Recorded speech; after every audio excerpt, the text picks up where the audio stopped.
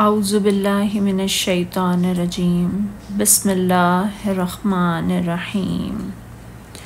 وَلَمَّا جَاءَهُمْ كِتَابٌ مِّنْ عِندِ اللَّهِ مُصَدِّقٌ لِمَا مَعَهُمْ وَكَانُوا مِنْ قَبْلُ يَسْتَفْتِحُونَ عَلَى الَّذِينَ كَفَرُوا فَلَمَّا جَاءَهُمْ مَا عَرَفُوا كَفَرُوا بِهِ فَلَعْنَةُ اللَّهِ عَلَى الْكَافِرِينَ۔ اور جب ان کے پاس اللہ کی طرف سے وہ کتاب آ گئی جو اس کتاب کی تصدیق کرتی ہے جو ان کے پاس ہے، اور اس سے پہلے وہ ان لوگوں کے خلاف فتح مانگتے تھے جنہوں نے کفر کیا،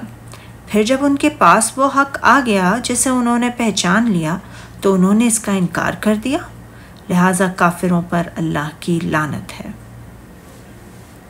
اللہ تعالیٰ ارشاد فرماتا ہے کہ جب یہود کے پاس اللہ کے ہاں سے کتاب آ گئی، یعنی قرآن مجید، جسے اللہ تعالیٰ نے محمد صلی اللہ علیہ وآلہ وسلم پر نازل فرمایا، اور وہ کتاب ان کی کتاب یعنی تورات کی بھی تصدیق کرتی ہے، اور اس رسول صلی اللہ علیہ وآلہ وسلم کی یہ کتاب لے کر تشریف لانے سے پہلے جب یہ اپنے مشرک دشمنوں سے جنگ کرتے تھے تو اس رسول کی تشریف آوری سے کافروں پر فتح مانگا کرتے تھے اور کہا کرتے تھے کہ اب اس آخری زمانے میں اللہ کے ایک نبی مبعوث ہوں گے تو ان کے ساتھ مل کر ہم تم پر لڑائی کر کے اس طرح تمہیں نیست و نابود کر دیں گے کہ جس طرح عاد و ارم کی قوموں کو تباہ و برباد کر دیا گیا تھا۔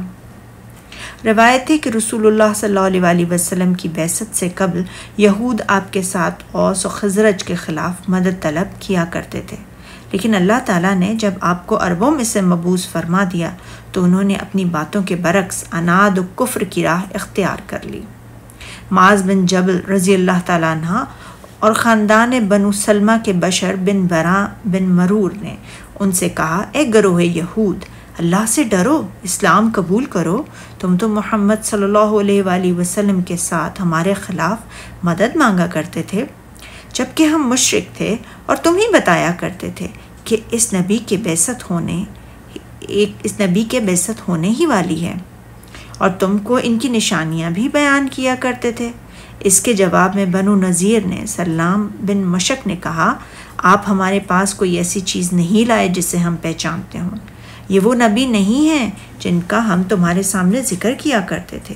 تو ان کے بارے میں اللہ تعالیٰ نے یہ آیت نازل فرمائی کہ اور جب ان کے پاس اللہ کی طرف سے وہ کتاب آ گئی جو اس کتاب کی تصدیق کرتی ہے اور ان کے پاس ہے۔ یہود مشرکین عرب کے خلاف محمد صلی اللہ علیہ وآلہ وسلم کی آمد کے ساتھ فتح طلب کرتے ہوئے کہا کرتے تھے، اے اللہ، اس نبی کو اب مبعوث فرما دے جس کے بارے میں ہم اپنے ہاں لکھا ہوا پاتے ہیں، تاکہ وہ مشرکوں کو ان کی حرکات کا مزہ چکھائیں اور انہیں قتل کر دیں۔ چنانچہ جب اللہ تعالیٰ نے حضرت محمد صلی اللہ علیہ وآلہ وسلم کو مبعوث فرما دیا اور یہودیوں نے کہا کہ آپ کا تعلق ان سے نہیں ہے، تو انہوں نے عربوں سے حسد کرتے ہوئے آپ کے ساتھ کفر کیا، حالانکہ وہ جانتے تھے کہ آپ صلی اللہ علیہ وآلہ وسلم اللہ کے رسول ہیں۔ اسی کا ذکر کرتے ہوئے اللہ تعالیٰ نے فرمایا، پھر جب ان کے پاس وہ ہستی آ پہنچی جسے انہوں نے پہچان لیا تو انہوں نے اس کا انکار کر دیا، لہٰذا کافروں پر اللہ کی لعنت ہے۔ صدق اللہ العظیم۔